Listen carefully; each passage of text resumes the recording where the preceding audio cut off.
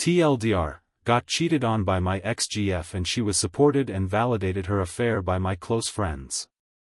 Please excuse my English and grammar, working on it. Me Alex, 28M fake names, and my ex-GF Charlene, 28F, were together for almost 3 years. Here's a little background: we're from India and live in Bangalore. We both work in the same WeWork and were introduced by a mutual friend Sheila during one of our breaks. At first we didn't really click, but as we got to know each other, I thought she was an interesting person. Crush, she likes to play badminton and paints once in a while. She was eager to know about her new friend, me. I didn't think she was interested in me at that time. On Valentine's we were both working and all of our mutual friends took time off to spend time with their loved ones. Talk about coincidence, that's how I knew she wasn't seeing anyone. During lunch we both were at our usual table and no one else were there. I wanted to take this chance and ask her out, but it would be too cliché to hit on a lonely woman. She was acting weird, on Valentine's Day. I made small talk and cracked jokes to cheer her up. I held off my proposal till the evening. I didn't want her to go home alone, so I suggested to drop her on my way home. She hesitated before saying yes. Instead of taking her straight home, I suggested we take a little detour and watch some celebrations at a nearby mall. There was a band playing. She enjoyed her time there, all the while screaming in my ears. We were standing close to a speaker. How she was having a good time. I had an obvious smile looking at her. After the show we headed off to an event going on in the mall about picking the best couple. I suggested we put our names just as a joke and test our luck. There were bunch of questions about each other, like what's out, favorite food, movies, and actors. I got all of that information from Sheila, who introduced us. Turns out I wasn't the only one bothering Sheila for information. We answered almost all the questions right, but she didn't know my favorite getaway vacation and a few other things, although I knew about hers. We lost to a couple by 6 points, but we got a voucher and a mini teddy bear for coming in second. After the event we were having dinner at a fine dine restaurant, and this is when she asked me how I knew about all those details about her and accused me of stalking on her. I told her the truth and also about my crush. She smiled ear to ear and said she felt the same way about me, has been asking Sheila a lot about me. I couldn't stop smiling throughout our dinner and drive to my home. I asked her out before dropping her off. She told me she considers tonight as our first date and will be waiting for our second. We went on multiple dates after that and we became exclusive. We had a good and strong relationship, with a few bumps and fights, but all throughout the 3 years we were together. We resolved our issues by sometimes taking short breaks, mostly a day or two. We got back eventually. They were mostly initiated by me since I don't trust myself when I'm upset. She suggested about not having such breaks and instead communicate with her through writing. I got used to this method, but my anger was always a problem. I become defensive or sometimes just storm off in the middle of an argument. I never hurt her through my words or actions. She said she loved me every chance she got. This is what I love about her.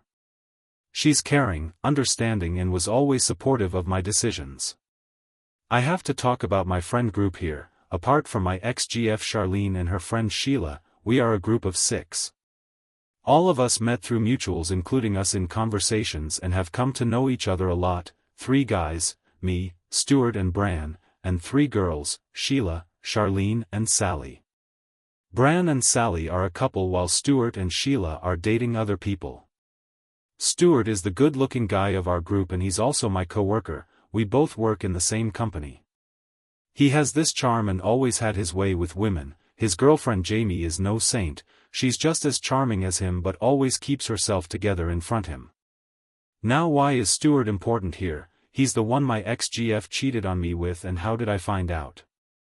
Well, Stuart was hosting a house party for New Year's. His house was packed with people I don't know except for a few coworkers and my friends.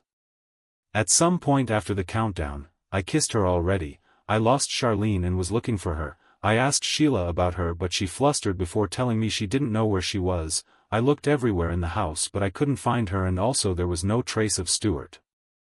I went outside to look for her. He lives in mansion sort of thing. It belongs to his parents. There were 2 people making out near a plum tree along the swimming pool. I looked closer and there she was, my loving, caring and understanding ex-GF exchanging saliva with the playboy. I didn't disturb them and just took a picture of them making out and stormed off. I guess some of my friends noticed me leave the way I did and alerted my ex. Before I got out of the parking lot, my ex made it to the gate and stood in front of my car. She begged, me to get out and talk to her. I showed her the picture and gestured her to get out of the way. She eventually did after Sheila dragged her out of there while she was crying and sobbing. I didn't go home. I spent all night driving around the city. Honestly, I don't have any recollection. It was too blur, but I just remember never getting out of the car. The next morning when I reached home around 6, she was already in my flat. She had the keys. She was on the couch crying while Sheila and my other friends were supporting her. Even Stuart was in my flat. I couldn't bear that sight. He wasn't sitting next to her but on the other sofa. As I entered, all of them got up and asked me where I had gone, but I just told them to leave and wanted some alone time. That's when Sheila told me this horrible living nightmare of a truth. So actually the kiss wasn't their first time. It's been going on for 2 months. Jamie broke up with Stuart because she caught him sexting with our co-worker. Stuart went on a rant and stage of depression for losing his prize of a girlfriend. All of us were there for him. It was mostly Sheila and Charlene who comforted him the most. On one of those days Sheila took Charlene to help Stuart and they were all drinking when Sheila left, dozed off, and it was just Charlene and Stuart. One thing led to another and they hooked up at his place. Sheila found out next morning and Stuart asked her to keep it between them. Charlene was really scared but he convinced her that nothing would happen. Sheila thought they looked good together and somehow rooted them to be together. They both validated Sheila's idea and started an affair. The second time was not a mistake. Stuart talked her into having coffee with him. That night I was working late when she called me to say she was going out and will be late. I didn't get a text until next morning. I didn't suspect her either. Bran and Sally caught on to what was going on. Bran also thought they were good together but Sally was against it but didn't say anything. I have to mention here the original group of friends were Bran, Sheila and Stuart. Me, Charlene and Sally became part of the group later on. Stuart introduced me to them. Sally became part because she was dating Bran and Charlene got introduced by Sheila.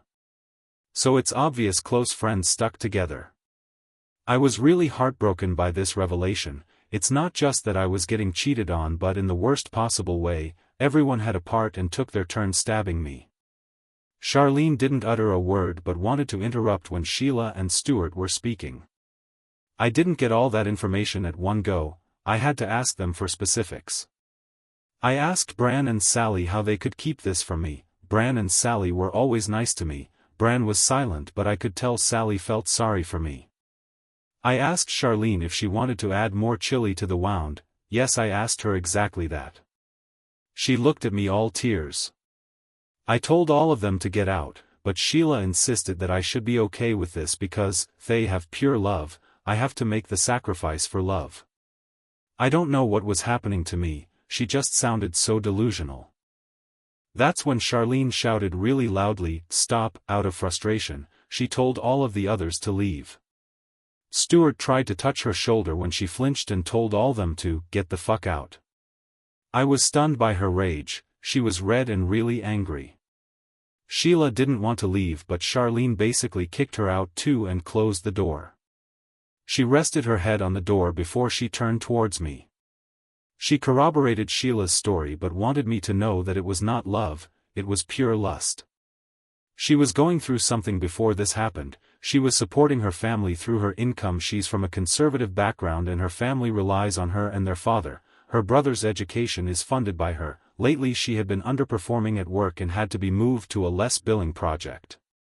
So Stuart's affection became a drug to her. You might ask me for my role during her troubles. I was there waiting for her to get home. In my mind I thought she was working and making it up for the money she was losing. But in truth she was at his bedside. She told me it had nothing to do with me and she didn't want us to break up over this and wanted to work on us, and also that she wants us to get out of this friend group because she felt suffocated when they were supporting her actions, at the same time felt safe. She was also feeling guilty but I don't know how that's true. She also said when Sheila and Stuart were talking about the affair, she looked at me and she was drowning in guilt. She saw how everyone were on one side, I was on the other taking it all. She couldn't bear to withstand what was going on and just bursted at everyone. I was dumb not to see any of this before, but they weren't my friends at all, and Charlene's love was invalidated by her actions. My love for her died in that moment. I was just sitting on the couch while Charlene spoke. She kept repeating that she's sorry and that she hurt me. But I wasn't saying anything, I was dead inside. She was trying to get a reaction out of me. She touched my face, kneeled in front of me and shook my hands to say something, but time just stopped. That's when I felt an ache in my heart and pit in my stomach, the most excruciating pain in my life. They were not caused by a weapon or a beating but by words, and not by my enemies but by the people I loved. My trust instincts drained and I became zombie. She couldn't get me to talk. She finally stopped and just sat on the floor while resting her head on my lap. I felt the tears coming out and my bubble of strength burst. I couldn't hold it anymore. She got up and went to my bedroom. When she came, she had a box in her hand with a ring in it. She had bought the ring 2 years into our relationship, but Sheila told her to wait until I took the initiative to propose to her. I was very close to just give in and say yes, but I couldn't get myself look at her without disgust. Please give your tips and suggestions to improve my storytelling. Thank you.